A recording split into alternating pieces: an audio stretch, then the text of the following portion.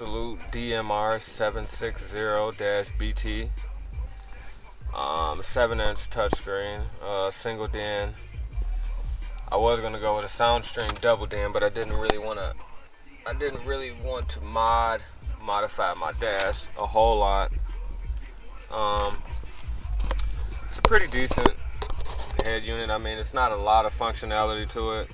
I mean, it has the mini USB cord, which is this little cord right here. It doesn't have the tape one. I put that on there, but I have that hooked up to this little MP3 player I got, because it doesn't want to recognize my iPhone. It has a SD card. I put a 4 gig card in there, and it kept saying no USB, or I mean no card. So like here, I'll show you. So like that's what it says, like 1 GB. It has television, radio, DVD, Bluetooth music, which I don't know how to do that yet. Auxiliary, USB, but it's probably gonna go right back to the DVD. Yeah. Now it does have auxiliary jack, which is how I play my iPod part off of my phone, is through that auxiliary jack. I mean, I don't know, I think it looks pretty decent. I mean, it has 4 different angles. That's number 2, number 3, number 4. I guess depending on how you're sitting or whatever. But it has it's 80 watts per channel, but it's still only 17 RMS per channel wattage for the speakers. It has a rear RCA input and video, and a front input RCA and video.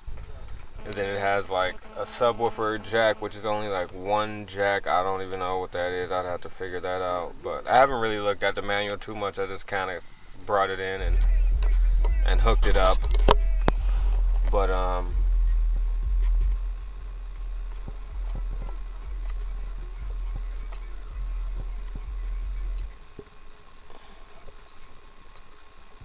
mean, it has the radio on there.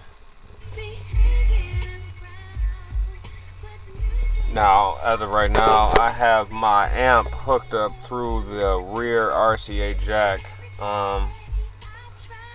So I'm getting a lot more bass than what I should. I mean, like right now, the volume is only on like 2. Like I turn it to 0, and you can still hear it. So I don't know what that's all about, but now what I don't like about it is, like I said, it's not a lot of functionality to it, as far as there's no custom EQ, so I have to hook up an aftermarket equalizer, which I have, but I just didn't really want to take the time to do it that day when I hooked this up, because it took me like 5 hours to, you know, take all the wires off, take the old radio out, rewire everything. But what I'm eventually going to do once I get all my new stuff is I will be putting an amp on the interior speakers, and that'll be my front RCAs, and then I'll be hooking up the subs, the amp for the subs to the rear. Then I'm going to hook that up through the Kenwood EQ that I have. It's like a 5-band EQ. It's old, but you know, it still works, so it'll be doing the trick. And it's going to be going right in here. I wanted to mount it up here, but I don't really want anything out in the open, so but you know, we got the auxiliary and all of that stuff, you know, so I'll put it on auxiliary. Not a lot of screensavers. It's only one screensaver that I've come across. I mean, it's probably a lot of stuff that I can do that I just don't even know how to do yet because I haven't looked at the manual, but you know, whatever. I'm trying to put this little jack in. So, and then that's the screen that I get when it's in auxiliary. I don't know. It doesn't want to do anything else. I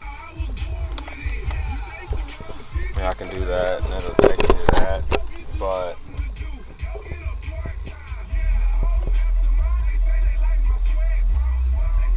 like it's only, you got the loud off, EQ, jazz, classic, pop, rock, and flat.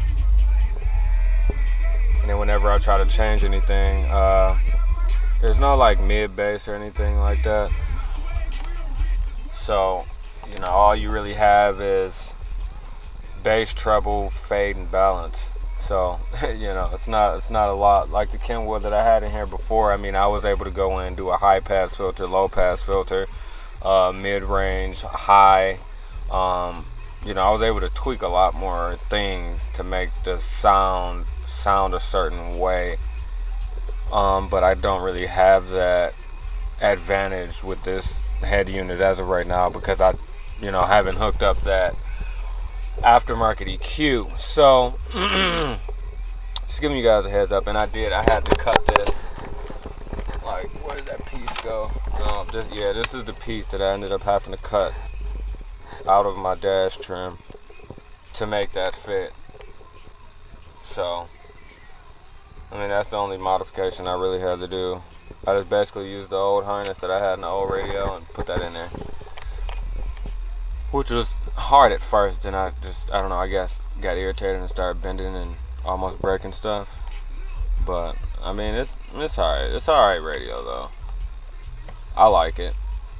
You know, that's all I guess that really matters. I like being able to just watch DVDs whenever, you know. And I do have that parking brake wire grounded. This isn't a, you know, top-notch radio, so I was just able to ground it out, you know, to be able to watch DVDs, you know, any kind of video anytime I want it. So, well, here, I'll show you real quick how this USB part works. So, you know, I plug it in, then it's read USB, and then that's the little symbol of my MP3, and it's reading at about 80% so far, and then it's gonna start. Okay, and that's Mac Dre. Now, I took a show that I had off of iTunes and tried to put that on the MP3 player, but it was like an MP4 file, so I had to change it over to a MPEG file, and now since I did that, it doesn't want to work. So, see, unsupported format. Now this video, which is 3 Doors Down, the song Kryptonite, does work. I mean, it's a pretty decent. Now I can change, you know, obviously the contrast and the brightness and everything like that, but